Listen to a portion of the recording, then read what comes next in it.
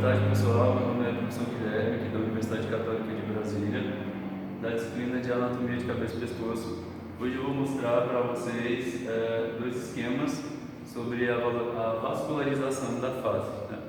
A vascularização da face, que interessa para o cirurgião dentista, principalmente, ela é feita através de artérias, né? E aqui do outro lado nós temos a representação das veias, principais veias da face, esses dois desenhos.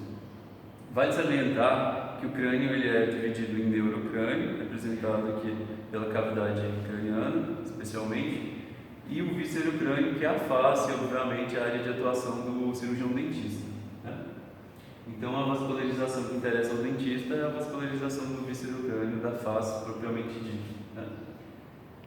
O caminho que a gente faz das artérias é o caminho do sangue do coração para a cabeça, e o sangue venoso é feito através desse retorno venoso, através das veias da cabeça, de volta para o coração.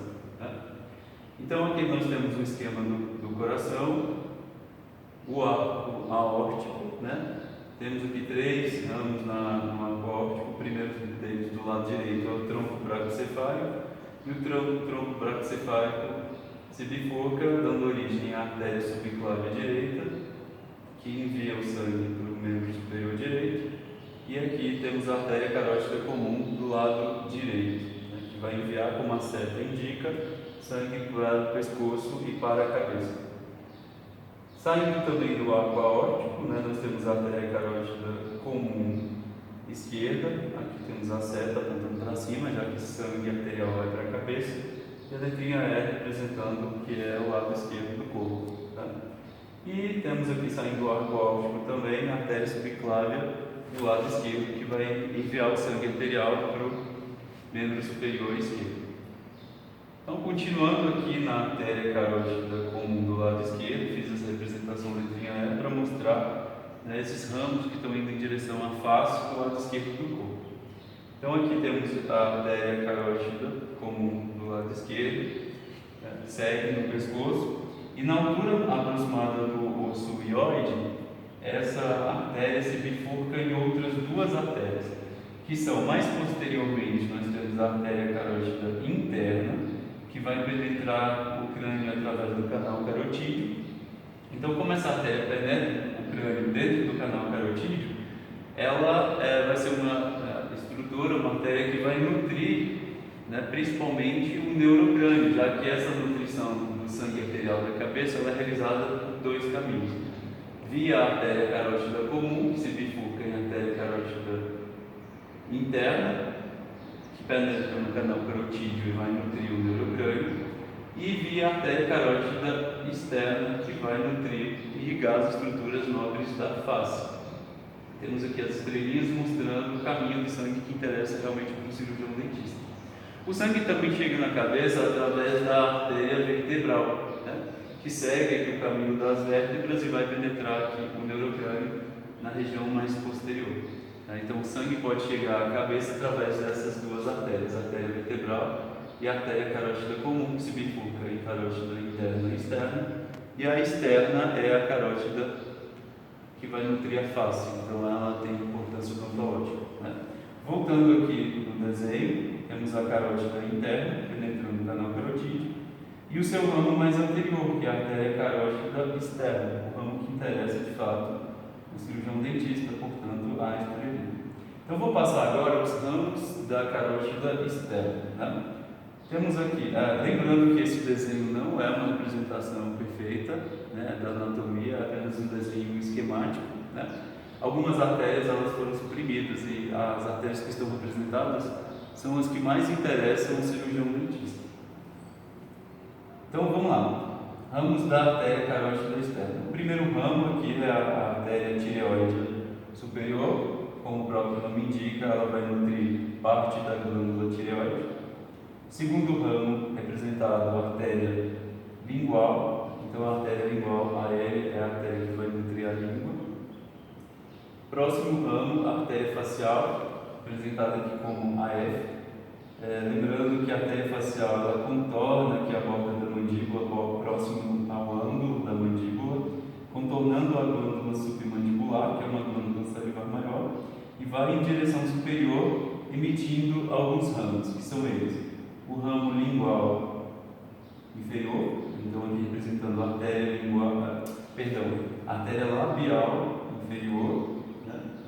Artéria labial superior, corrigindo, e aqui a A em direção ao nariz e a parede medial das órbitas, nós temos a artéria angular. Então são ramos da artéria facial: artéria labial inferior, artéria labial superior, artéria angular. Beleza. Próximo ramo, aqui mais para o posterior, né? Continuando a artéria carótida externa, nós temos a artéria occipital. Observem que a artéria occipital emite os seus ramos em direção ao osso occipital e, portanto, o couro cabeludo nessa região. A artéria carótida externa continua, né, em direção superior e na altura da articulação temporomandibular ele emite alguns ramos. São eles: esse aqui, AAP, que é a artéria auricular posterior. Observem que é uma artéria que está localizada próxima ao meato acústico externo e, portanto, a articulação temporomandibular. E outro ramo de grande importância, talvez mais importante aqui para o dentista, é outro ramo da artéria carótida externa, que é a artéria maxilar, também representada aqui por uma estrelinha. Uma observação que eu faço, está bem aqui em cima desse asterisco, é que não existe artéria e veia mandibular. Então, quem faz a nutrição arterial da face é a artéria maxilar. Quem faz principalmente quase todo o retorno venoso também a veia maxilar. Então, não existe artéria mandibular e veia mandibular. Né? A artéria mandibular, ela emite a artéria maxilar, ela emite vários ramos, né? Daqui a pouco eu falo deles. Mas eu vou falar do ramo terminal aqui da artéria carótida externa primeiramente, que é esse aqui, que é o ATS, a artéria temporal superficial. Né? A artéria temporal superficial é essa artéria que realmente pulsa, né, bastante os indivíduos que têm cefaleia tensional. Né? Essa região fica tensa, então é aqui próximo do osso temporal. E ela emite dois ramos terminais, que é o ramo frontal, SES-RF, que vai nutrir a região do couro cabeludo na região frontal, e nós temos o ramo parietal, que vai nutrir o couro cabeludo na região parietal. Voltando para a artéria maxilar. A artéria maxilar ela emite vários ramos, tais como a artéria meníngia média, que vai penetrar no forame espinhoso e vai nutrir as meninges, artéria temporais profundas, né? Também nutrem a face de forma mais profunda, né? Mas não tem tanta importância odontológica. As artérias que têm importância odontológica, que são ramos da maxilar, são as artérias alveolares e a artéria bucal. Né? Então aqui primeiro temos a artéria alveolar inferior, também representando aqui uma estrelinha, que tem importância odontológica. A artéria alveolar inferior, ela segue penetrando o forame da mandíbula, passa dentro do canal da mandíbula até chegar em todos os dentes inferiores. Temos a artéria alveolar superior posterior, mais à frente, que vai nutrir os dentes superiores e posteriores, molares e premolares.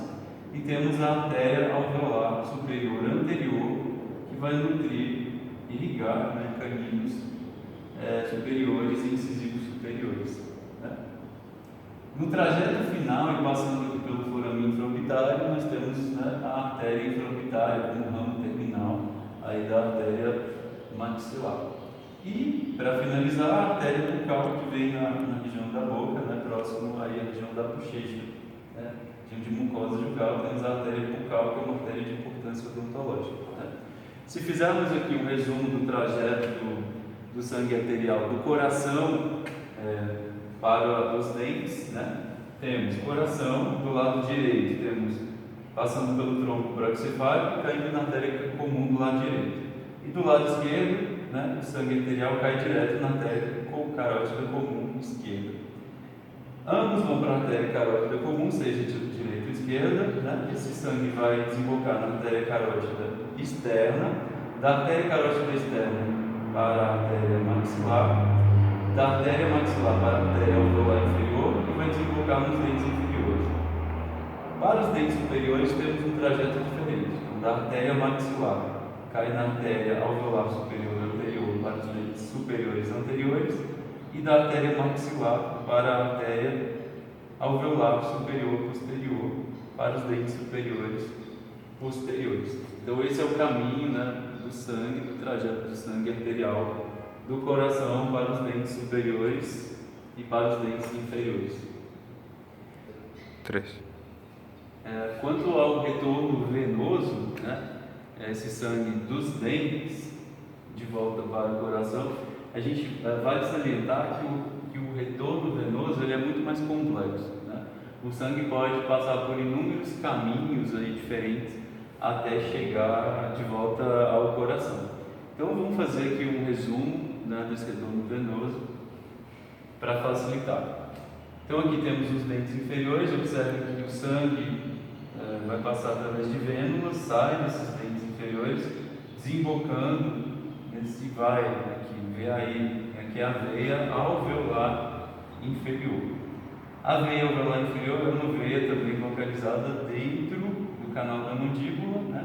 Ela sai aí do forame da mandíbula e vai desembocar na veia mandibular. É uma veia de posição anatômica próxima da artéria maxilar. Perdão, falei errado. Isso aqui é a veia maxilar, né? Lembrando que não existe veia e nem artéria mandibular.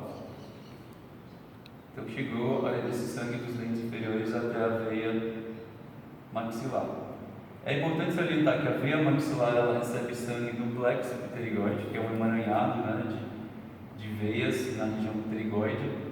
O plexo pterigóide recebe sangue venoso da veia profunda da face, da veia facial, né, e recebe sangue venoso também do seio cavernoso, né, do neurocrânio. Então é importante mostrar que existe uma comunicação venosa das veias da face e as veias, né, do neurocrânio. O trajeto, né, desse retorno venoso do sangue venoso dos dentes superiores esse sangue venoso ele vai cair, vai desembocar no plexo pterigoide, na grande parte desse sangue, podendo também desembocar na veia profunda da face e na veia facial, né, devido aos inúmeros caminhos possíveis desse retorno venoso. Então, tanto o sangue venoso dos dentes inferiores quanto dos superiores acabam, de certa forma, desembocando na veia maxilar, mas eles podem encontrar trajetos alternativos. A veia maxilar, ela desemboca, né, recebe aqui a veia temporal superficial e forma a veia retromandibular, né, posteriormente aqui a mandíbula, na altura do pescoço, a veia retromandibular. A veia retromandibular se bifurca, se divide em duas outras, que é a veia retromandibular posterior e a veia retromandibular anterior.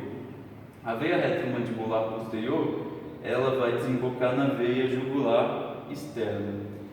Já a veia retromandibular anterior vai receber a veia facial, a veia lingual e a veia tireoide superior, formando um tronco, que é chamado de tronco tíreo-lingo-facial, já que esse tronco tíreo-lingo-facial recebe a veia tireoide superior, a lingual facial. Então, tíreo-lingo-facial, tireoide, língua, face.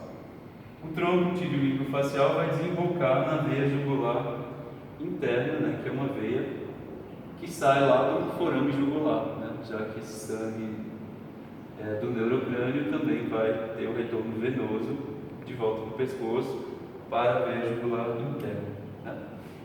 Esquematizando, né, nós temos aqui, então, o sangue venoso dos dentes inferiores cai na veia alveolar inferior, que vai desembocar na veia maxilar, que vai desembocar na veia retromandibular, que pode encontrar dois trajetos.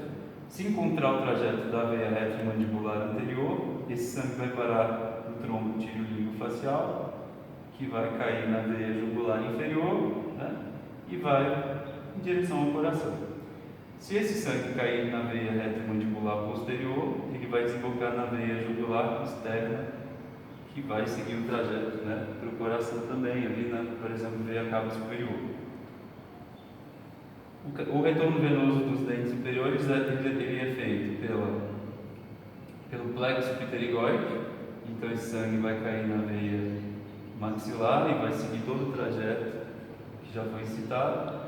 Ou o sangue dos dentes superiores venoso, ele pode desembocar na veia profunda da face, que vai desembocar na veia facial, que vai desembocar lá no tronco tireoide facial, desembocando na veia jugular interna e seguir o caminho de volta no coração. Então percebam que o sangue, o retorno venoso da face é mais complexo, né? E a gente apresenta uma série de ligações entre as veias da face, propiciando inúmeros trajetos diferentes. É isso, obrigado.